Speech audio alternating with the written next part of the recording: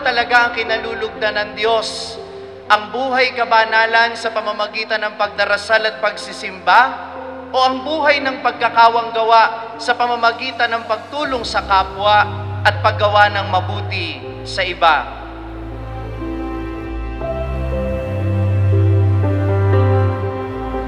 Ang mahalaga kay Jesus ay hindi yung mga bagay na ginagawa natin para sa Kanya. Ang mahalaga kay Jesus ay maramdaman nating may ginagawa siya sa atin.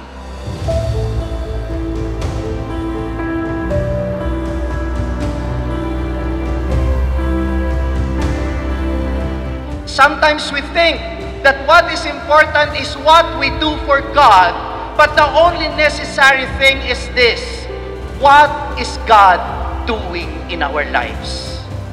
And we can only realize that when we pray. We can only be aware of that every time that we keep Jesus in our minds and in our hearts. Kapag nananatili si Jesus sa ating isip at sa ating puso, anuman ang ginagawa natin ay parang nagiging panalangin.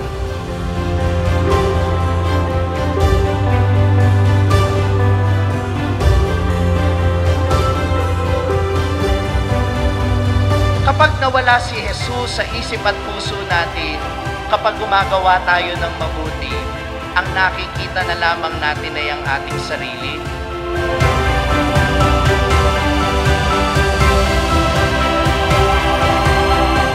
Sa pagsisisi natin ang ating mga kasalanan at pagbabalik loob natin sa Panginoon, huwag nating kalilimutan ang pagdarasal ng Santo Rosario. Dahil sa pamamagitan ng pagdarasal na ito, nagkakaroon tayo ng kaugnayan kay Kristo.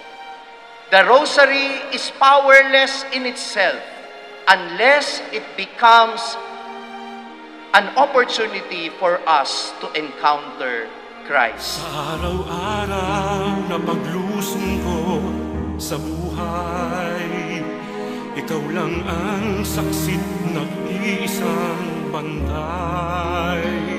Ang kapangyarihan ng Rosaryo ay maging pagkakataon ito para makilala at makatagpo natin si Kristo. Sabi ni Pope John Paul II, the Holy Rosary is a gospel prayer. Salamat Maria sa iyong pagpisan, sa bawat lapis, luwalhati at tuwa namin. Salamat sa pag-ibig at sa bawat dalangin. Salamat sa iyo, sa mga pagdamay mo, kami patuloy na. Alam mo na kung si Jesus ang dahilan ng lahat ng ginagawa mo, walang kabiguan, sapagkat ang mahalaga ay mayroon kang ginawang mabuti para sa Kanya at dahil sa Kanya. Amen. Pag-ibig at sa bawat dalangin, salamat sa iyo, sa mga pagdamay mo. Maria, ipinaglihing walang sala, ipanalangin mo kaming dumudulog sa iyo.